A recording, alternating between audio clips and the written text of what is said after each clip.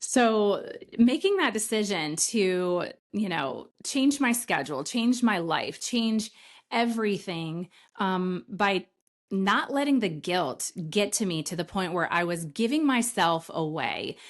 I was just giving myself away. You ever done that? Giving yourself away? Maybe a couple of times today already. Um, so I would encourage you as you look at, your life and look at your choices and look at things, are there people in your life that expect an apology or that you feel prompted that you have to give an apology? I would encourage you to exercise this for 7 days, for the next 7 days. Say no and don't explain why. You will find if you are an apologizer or you experience guilt or you struggle with this, how hard that is. Saying no and then not giving any kind of explanation. Because I guarantee you, you do that, you're going to realize, like, okay, I probably have some guilt things I need to work on. uh, so so those were just some things that, I noticed. And even growing up with my parents and things, it was just there was this dynamic of fear of upsetting or disappointing others with their unrealistic expectations. So role models for me kind of showed me the opposite of honoring myself. It was just dishonoring. It was, here's my schedule, let me just give it away. So even as an entrepreneur now, I am confident in saying I have to protect my date book because it protects my mind. It protects my family. It protects my mental health, my spiritual well-being. Like there's a guideline. So I take my calendar and I mark it up all the non-negotiable pockets of time, whether it's for exercise or for prayer or for time with my daughters or, Stephen and Rita time, like whatever it is, like I protect my date book with those non-negotiable blocks. And then what is remaining is what my business gets or what other people get and other events and things. So I encourage you to prioritize your life in a way that you know your value, you know your worth, and you know how to say no. And if that's, hard for you, I want to kind of dive in quickly to just some things of what God says about that. What does God say about it? Now, I was looking through my book. You guys know my God's Promises for Your Everyday Need. And I was digging through, and it doesn't have anything about guilt or shame in here. I looked everywhere. Now, the closest that I can find is what to do when you feel condemned. Condemned. Condemnation. So let's kind of break that word down a little. Condemnation or condemned. Think about a building. When do we condemn a building? When the building no longer, has structural integrity, when it is so beyond repair that we cannot inhabit it anymore, it is no longer usable, right? It is no longer usable. I want you to really think about that when you're thinking about who you are, your worth, who God created you to be, your value. You are beautifully and wonderfully made, and you're condemning yourself. That is a very powerful thing to really think about. So guilt to me is condemnation. It's when you're condemning yourself, is guilt. And that means that you don't have value anymore. You are not usable or beneficial. And so you're going to have to be torn down because there's no worth. There's no worth. Do you really feel that way about saying no to someone that invited you to lunch? Do you feel that way about not taking that 8 a.m. appointment when you probably don't need to have an appointment at that time and it's not going to work for you, but you're so afraid of hurting their feelings that you're going to condemn yourself? It's very strong languaging, but that's essentially what guilt is. It is putting that unworthiness on yourself, but that's not what God asks us to do. It's not who he created us to be, and it's not how he wanted us to be with each other or with ourselves. So I encourage you to really be mindful and be aware of the guilt that you are putting on yourself, the condemnation. that you're putting on yourself, because you're worth so much more. You are worth so much more than that. So even just kind of looking through this, um, this is what God says is there. This is Romans 8:1, which Romans chapter 8 is one of my favorite chapters because of the powerful message in the entire Romans chapter 8. Read it. And I encourage you to sit down and read the entire chapter and tell me if it doesn't just grab you. It grabbed me. I was awestruck when I really kind of thought about what it was saying, the entire chapter. There is therefore now no condemnation to them which are in Jesus Christ, who walk after the flesh and not after the Spirit, or who are not walking after the flesh, but are walking after the Spirit. Let me back that up a little. But so there is now, as in since Christ died for me, no condemnation to them that are with Jesus, who have Jesus inside of them. If Jesus is your Lord and Savior, there's no condemnation, no guilt. I want you to get that. There is no guilt. So you surrender all of these thoughts, feelings, emotions, situations, scenarios where you're kind of like feeling bad, okay, give them over to him, because he will tell you there's no condemnation in it. Those who walk not after the flesh, but after the Spirit.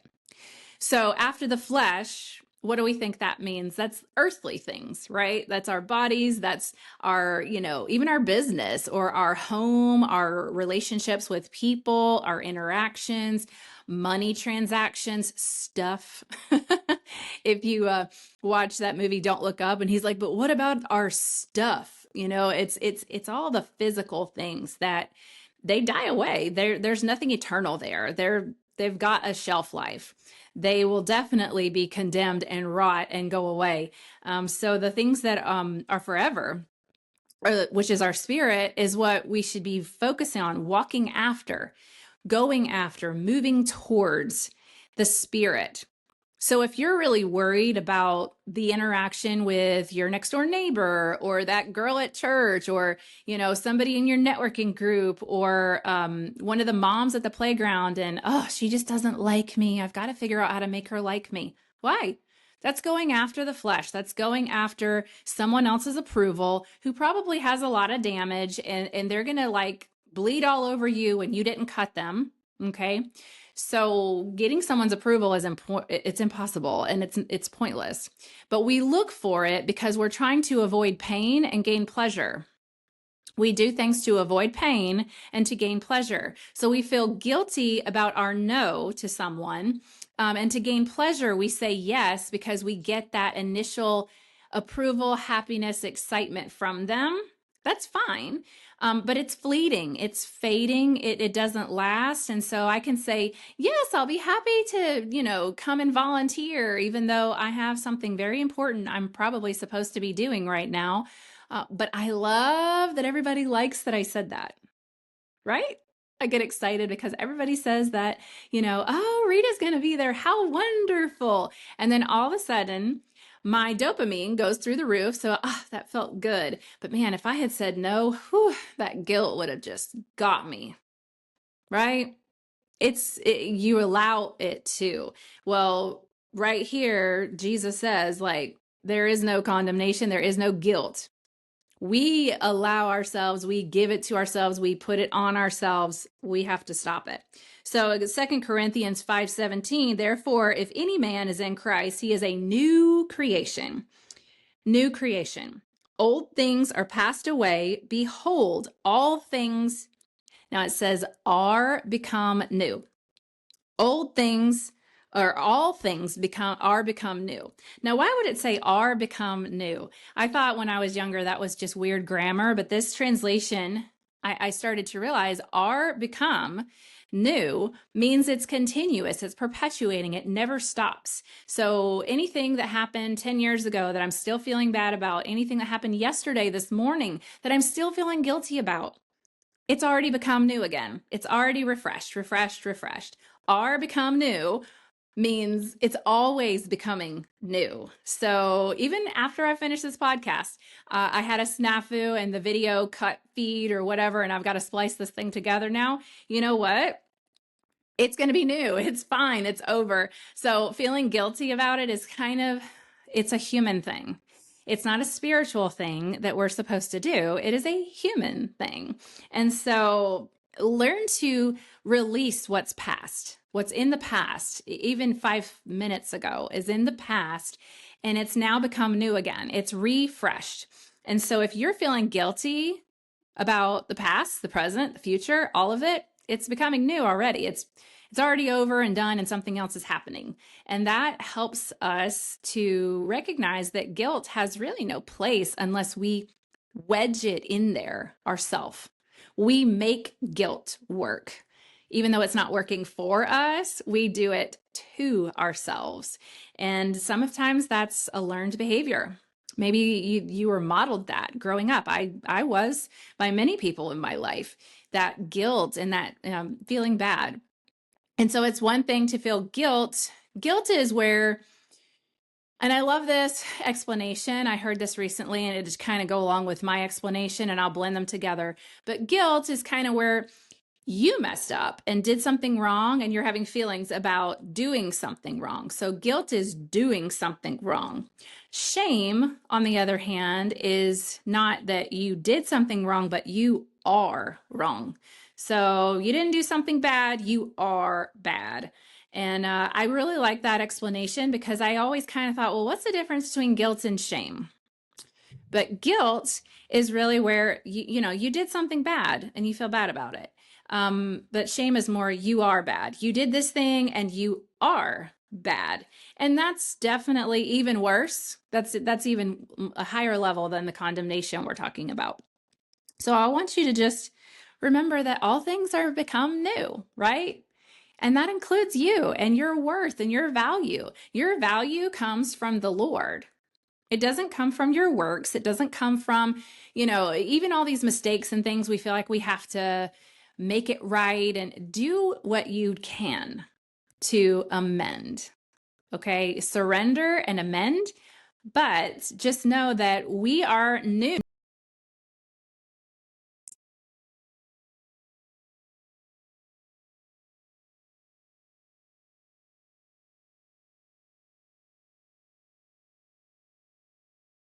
Because of him. So it's not that we've earned it. It's he rewarded us for that with what he did on the cross, dying for us. And so these are things I've had to learn and unpack for myself. So God sent his son into the world not to condemn it, but that the world would be saved. So if that's true, and he died for me, then why in the world would I sit here and be upset with myself over and over again for these simple things? Okay, I want to real quick, I'm having some craziness with my sound, so y'all are amazing for following along. Okay, so one thing that I love from Romans chapter 8 that I absolutely am going to read to you, and I want you to grab hold of this with both hands and hold on. So Romans chapter 8, verse 38 and 39. For I am persuaded that neither death nor life, nor angels, nor principalities, nor powers, nor things present, nor things to come, nor height, nor depth, nor any other creature shall be able to separate us from the love of God, which is in Jesus Christ our Lord. That tells me that no matter what I feel guilty about, whatever happens, whatever I feel bad about, the situations, the times where I've said no or things not working out or, whatever decisions that I'm making, if I am one with Christ, if I have accepted Christ as my Savior and he is in me, then there is nothing that I can do, say, be, or whatever that will separate me from God's love, which is including forgiveness and no condemnation and no transgressions, like all of it. So the guilt from the mom guilt or the spouse guilt or the business guilt, working long hours, like all these things where we're just constantly just so upset at ourselves. If we could just get that Jesus died for us so that we could have a life and a life more abundant. And we are already forgiven. We are already justified in Him. He has provided that. He has given us that worth that even as flawed Christians, flawed humans, flawed individuals, we still have all of that worth because of Him. And He's not going to stop existing because I messed up, because I didn't do it right, or I didn't control that right. So I would encourage you to be mindful about that. You know, and the next time that you're trying to decide on a decision, who are you answering to? Who are you answering to, really? Because at the end of the day, I answer to the Lord, and it's me and the Lord, and I have to make peace with the decisions that I make that affect me and my family. But outside of that, like, I don't answer to anyone. We aren't supposed to. We all answer to our own situation with ourselves and God. And when we get outside of that and we start thinking we have to answer to people or apologize to people, it's a slippery slope in living the life God has for you. If you're wondering, like, why is this it? Like, is this the life that God has for me? I would encourage you to ask yourself, well, who are you answering to with your decisions? Because sometimes that will tell you why it's not going the way that God probably intended. Because we're not answering to God, we're answering to people who have flawed opinions, thoughts, unrealistic expectations, wild fantasies of things that we never want to do. And we're trying to please that. That's exhausting to even think about with one person, much less everybody in your life. So if you are living a high anxiety life, or you're fearful of answering or making decisions because of the outcome, I would just encourage you to change from I have to do this and I have to do that to I get to. I get to have a job. I get to take my kids to school. I get to be a mom. I get to be a wife. And if changing it to I get to sounds strange, then maybe you should ask yourself, is this a good decision? Is this a good decision if I'm saying I get to, pick my boss's kids up and take them to school, and I'm thinking, well, I shouldn't be doing that. That's his job. That's not my responsibility. So if you're changing I have to I get to, and it doesn't sound appealing or it doesn't fit, then maybe you're pleasing someone else's dynamic for you that's not really from God, and it's not really honoring you or your boundaries. So hopefully that little trick will help you there to run through that filter. So another thing is getting rest. Getting rest. I saw something recently and posted it, and y'all may have seen it, but it says, we have an unrealistic understanding of the word rest, and we confuse it with being unproductive, like productivity is down, right? So when we rest, we're unproductive. And then if we're unproductive, then we must be unworthy. And definitely unlearn that. And that's what I posted. And this is so true when it comes to guilt. We have to take care of ourselves. There's a reason when you're on the plane and they're talking about you putting your oxygen mask on first before helping others. Even the airlines know that we're guilty and feel bad and feel ashamed of taking care of ourselves first. So they have to remind us every time we get on a plane, put your oxygen mask on first before your child or your neighbor, because we don't do it, right? We don't enough that they have to point that out. So I would just encourage you to, take care of yourself. Rest is the number one way that we can recharge in order to give 100 to the decisions that we make for the things that are worthy of our time and our energy. So if you want to be a better mom, a better wife, a better business owner, rest is like the priority. You got to fuel up in order to run your race, right? So if you're really wanting these things to excel, then you have to create boundaries and you have to honor yourself. There should be no guilt there. And we shouldn't should on each other either. So I have to be careful saying should, because we don't should on ourselves. That's just a concept that other people have a perception of what you need to be doing when it's not up to them. It's not up to anybody to tell any of us what we should or shouldn't be doing. And so honor your decisions, honor yourself. And I just encourage you to surrender that. If you're sitting here feeling like, well, I just have all this guilt and I really don't know how to overcome that, journal it. Every time that you start to feel bad about the action, remember, it's not that you're a bad person. Just reevaluate the actions that you're taking and who you're answering to when you're doing it, who you're honoring, what message are you sending to that person with your answer? Is it honoring your boundaries? Is it erasing boundaries? Is it unhealthy? Are you enabling them? Is it a good thing or is it a God thing, right? Like helping people, absolutely. But we have to like ask ourselves, kind of do a little quick check, like, why am I doing this? Is it because I just want to satisfy them so that nobody's upset with me? Or is it truly a calling? Is it truly a desire? Is this truly where I'm supposed to be because I know that God has called me to this room? And if you don't feel like that's the answer, reevaluate some of your decisions to make sure it's aligned. The best way to do is to say no to everything for a minute, sit down, unplug, rest in some of these moments, and then, start to, reinsert yourself in those spaces to see, okay, is this where I need to be? And if you're not getting the I get to good vibes, then okay, maybe you need to rethink some of that, because we all have seasons where we can give. We also have seasons where we need to replenish, and we can't just always be giving because we feel bad. Stop feeling bad and start asking yourself, who are you answering to when you're making a decision? And really running it up those reasons. Because, I'll tell you, surrendering is scary.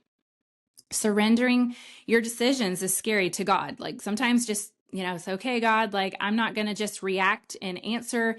I'm going to, really pray about that. When you ask people, hey, are you free next Friday night? Well, I need to pray about that. Actually do that. Okay. Like I know people say that sometimes as a blanket statement. Don't shoot me for saying this, but there are people that just say, oh, I just need to pray about that. And then there's people who say, I need to pray about that. And they really mean it. And that's absolutely, I'm one of them. And so if you pray about it and you surrender it, God will reveal the right answer in the right timing. So you don't have to answer. Nobody has a stopwatch saying, are you going to be there tomorrow? And then waiting for you. It is on your time to answer them. And that is also a boundary. That is absolutely your right, your need, and you should give yourself that time if you don't know the answer right away. And a knee-jerk reaction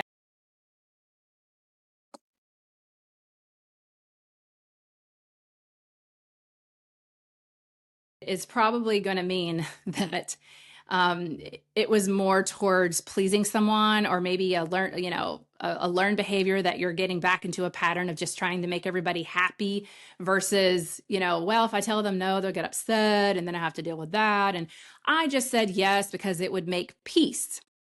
But how are you feeling inside? You're probably not peaceful if you set it against your boundaries or the things that are your highest good. So if you have to say, I really need to think about that. I really need to pray about that. I need to pause, and I will get back to you. So when we're, taking all these things to God, surrendering is scary. Losing control is scary. Losing control of, these feelings that we have. But when we surrender it to God, He can kind of take care of the scary. Allowing our kids to inherit our craziness, that is also scary. So whatever we're modeling for them, guess what? You're probably going to duplicate your dysfunction. So you might want to take time to kind of evaluate the root, like we talked about, from where some of your guilt comes from. Deciding to change is also scary at first, all right? But the more that you dig into God's promises about this, the more peace that will grow, the joy starts to bud, and you start to really see His love kind of protecting you from some of these things that, are harder to change. But what I'll tell you is when you fall in His arms and you say, God, it is in your hands. I don't have to have all the answers, but I don't have to please anyone but you. You will exhale. You will exhale. and it will all change. So I encourage you, as you kind of dive into all the different types of guilt and shame, God has such a beautiful journey laid out for you. He's already at the end of your life and he's for you. I just believe that, truly believe that. He's going to take care of you. So what it has here, this is one that I love, is Isaiah 40, verse 31. They that wait upon the Lord shall renew their strength. They shall mount up with wings as eagles. They shall run and not be weary, and they shall walk and not faint. And what that tells me is, even if I'm finding that I'm surrounded in guilt and shame and all these toxic traits that I have adapted and kept and manipulated and passed on to my kids and all, guess what? Wait. Just wait. Just surrender. He will renew you. He will help you. Do not condemn yourself. Feeling guilt and shame is not going to make it any better. It's actually going to keep you perpetuating, because the worthiness will never come back. You'll never find your worthiness in him because you're so focused on you controlling your decisions and feeling bad about it. Surrender over those feelings, surrender over that control, and watch him work in that. And he will make sure that you don't faint. He will make sure that you recover. He will make sure that you bounce back bigger, better, stronger, faster, more boundaries. And guess what? You'll still be able to be a role model for your kids, even if they're 40 years old. When you change, everyone and everything around you changes. So even if you're sitting here going, man, I'm just too far gone. It's just too much. Guess what? He can still renew you, because we are renewed every day, right? We become new.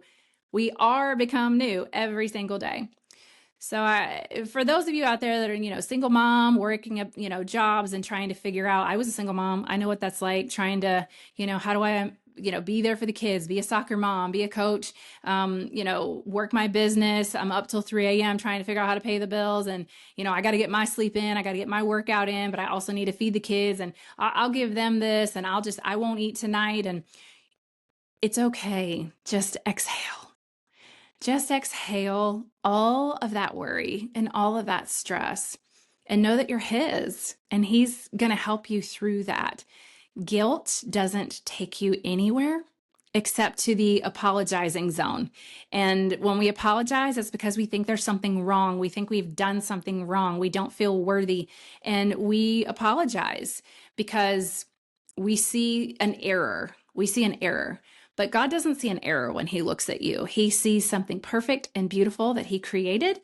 And we're perfect in his image, even though we are completely flawed, and he knows it. And that's why he sent Jesus to help us, to be forgiven. So if I'm forgiven and Jesus died for me, then me being guilty and feeling bad and condemning myself is, that's a me problem. That's just something I'm doing, not something I was told to do or that I'm supposed to do. So unlearn that. Let that go. Shake that loose. Anytime you feel bad about something, I want you to write it on a piece of paper, and I want you to crumple it up and flush it down the toilet, because that is what God does every time we make mistakes. He has already forgotten it. He has already erased it. He has forgiven it. Every minute, remember, we're becoming new over and over because of Jesus. And these are things that give me hope. I don't ever proclaim to be perfect, but I know that in these imperfect moments, kind of like trying to record this podcast, and I've had the sound go out, I don't know how many times, we're going to paste it together, and you guys are going to get an episode or two out of this, which is totally fine. I just want to encourage you to embrace it and surrender and lose control of all of these feelings and thoughts that other people have about you and your decisions, and embrace honoring yourself and your boundaries, because that's where God will work. That's how God will use you, because he will make you a beautiful example of what it looks like to transform from being this guilt-ridden, fear-minded, apologizing person to, I don't apologize for my boundaries. No, I'm not available. And empowering other people to honor their boundaries. When they watch you falling apart and apologizing and saying yes to everything, then they're going, gosh, Rita says yes to everything. Maybe I should too. So it's an epidemic. We create this ripple effect if we honor ourselves, and we create a ripple effect when we don't, because then we make other people feel bad. And of course, I'm not powerful enough to make anyone feel anything. We allow ourselves to feel these ways. So it's all up to us individually to manage ourselves. Nobody is responsible for me and my choices and anything that I'm doing. And if I give someone permission to make me a wreck, I'm the one that can change it. I'm the one that can take that back and say, nope, you are not going to take away my mental health today. You are not going to make me feel bad today, because I stand by my decisions. Stand by my decisions. So if someone or something has happened in the last day or so that has made you question yourself, or for fear of condemning yourself, or thinking that you have less value because you messed up, or you said the wrong thing, or you said no because you needed to, but they didn't understand, I want you to exhale and say, it's okay. Bless their little heart. I have to honor myself, and God will honor me when I do that. Now, there is an honoring yourself, and then there's a stepping all over people to, do what you want to do.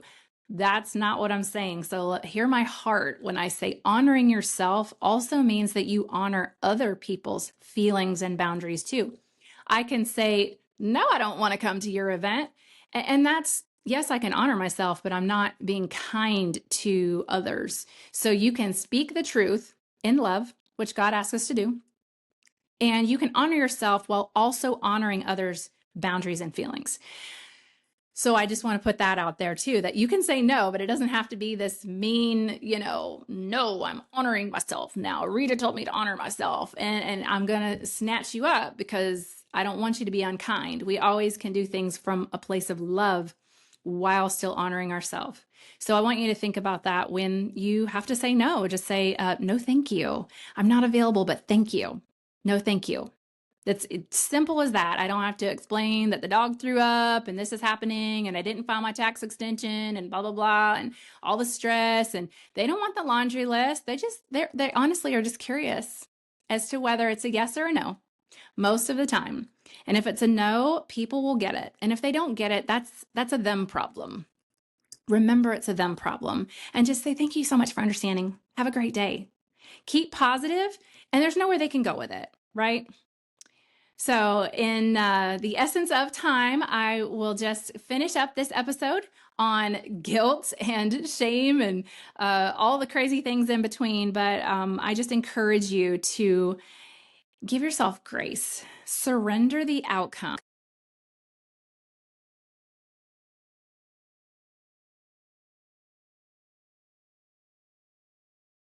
Pause whenever, you're not sure of the answer. And then when you do answer, say no without apologizing and giving some wild, crazy explanation. Allow yourself to just stand in your power, honor yourself, but also honor the person asking. And they will learn to do the same. And if they don't, they'll eventually quit asking you, because now you're teaching them where your boundaries are. So I hope this has been helpful. All right, you guys have a blessed day. I will see you guys soon.